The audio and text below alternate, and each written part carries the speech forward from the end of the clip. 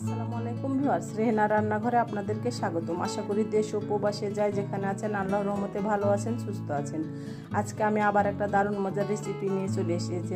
আজকে আমি কই মাছের ঝোল করে দেখাবো। এখানে আমি 4 পিস কই মাছ নিয়েছি। কই মাছগুলোকে আমি গোটা গোটা রেখে দিয়েছি। আমি গোটায় রেখেছি, আপনারা চাইলে এটা অর্ধেক করে নিতে পারেন। আমি মাছগুলোকে কেটে ধুয়ে পরিষ্কার করে নিয়েছি। মাছগুলোতে আমি হলুদের গুঁড়া, লবণ আর মরিচের গুঁড়া মাখিয়ে নেব। মাছগুলোতে আমি হলুদের গুঁড়া, মরিচের গুঁড়া, লবণ মাখিয়ে নিয়েছি। এবার আমি কিচেনে চলে যাব। চুলায় আমি কড়াই বসিয়ে দিয়েছি, গ্যাসটা আমি অন করে দিয়েছি। আমি এবার দিয়ে দেবো তেল। এখানে আমি দিয়ে দেবো রেগুলার তেল, সয়াবিন তেল। আমি 1 কাপ তেল দিয়ে দিলাম। আমি তেলটাকে ভালো করে গরম করে নেব। তেলটা আমার গরম হয়ে গেছে। আমি এবার একটা একটা করে মাছগুলো দিয়ে দেবো। মাছগুলো আমি অত বেশি কড়া করে ভাজবো না, আমি হালকা করে ভেজে নেব। মাছগুলো ভেজে নিয়ে আমি একেবারে ফিরে আসছি। মাছগুলো আমি ভেজে উঠিয়ে নিয়েছি। এবার মাছগুলোকে আমি এক সাইডে রেখে দেব।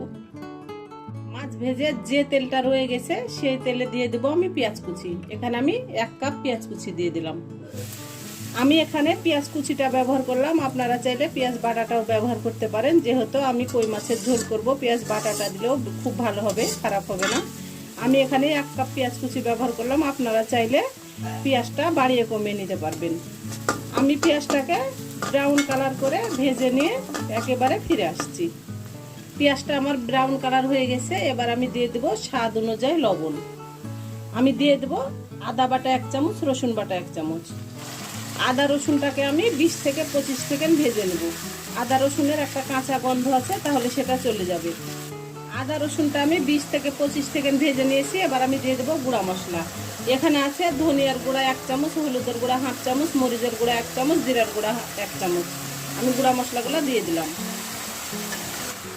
গুঁড়া মশলা দেওয়ার পরে অবশ্যই গুঁড়া মশলাটাকে 3 থেকে 4 মিনিট কষিয়ে নিতে হবে। আপনি যতই তেল দেন, মশলা দেন, আপনি মশলা কষাবেন না, আপনার তরকারির স্বাদ আসবে না। আপনি অল্প তেল মশলা ব্যবহার করেন, আপনি মশলাটাকে 3 থেকে 4 মিনিট কষিয়ে নেবেন, আপনার তরকারির অসম্ভব স্বাদ আসবে। আমি এবার দিয়ে দেবো অল্প করে পানি, গুঁড়া মশলাগুলো যেন পুড়ে না যায়। গুঁড়া মশলাটাকে আমি 3 থেকে 4 মিনিট কষিয়ে নিয়েছি। এবার আমি দিয়ে দেবো ভেজে রাখা মাছ।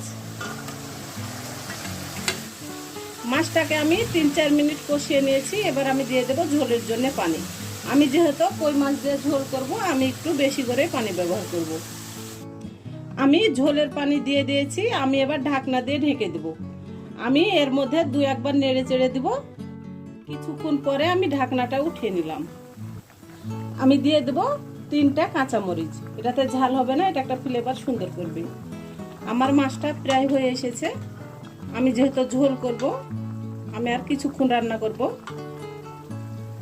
আপনারা যদি এটা ভুনা ভুনা করতে চান তাহলে আপনারা পানিটা কম ব্যবহার করবেন। আমার রেসিপিগুলো যদি ভালো লাগে তাহলে আমার ভিডিওগুলো দেখার অনুরোধ রইল। যদি ফেসবুক থেকে দেখেন তাহলে অবশ্যই একটা ফলো দিয়ে দিন। ইউটিউব থেকে দেখলে একটা সাবস্ক্রাইব করার অনুরোধ রইল। হাতে যদি সময় থাকে লাইক, শেয়ার, কমেন্ট করে দিন।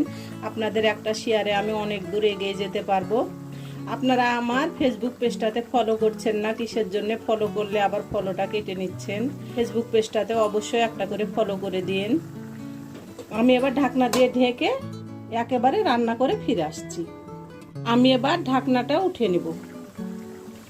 রান্নাটা আমার পুরোপুরি কমপ্লিট। আমি এ পাতিলে উঠিয়ে নিয়ে আপনাদেরকে আমি পরিবেশন করে দেখাচ্ছি। হয়ে গেছে আমার পরিবেশন করা। আশা করি আমার রেসিপিটা অবশ্যই ভালো লাগবে। যদি ভালো লাগে তাহলে আমার চ্যানেলটিতে লাইক, কমেন্ট, শেয়ার করতে ভুলবেন না। বেশি বেশি করে সাবস্ক্রাইব করার অনুরোধ রইল। তাহলে আজকের মতো এখানে বিদায়। আবার অন্য কোনো রেসিপি নিয়ে আসবো। সবাই ভালো থাকবেন। আল্লাহ হাফেজ।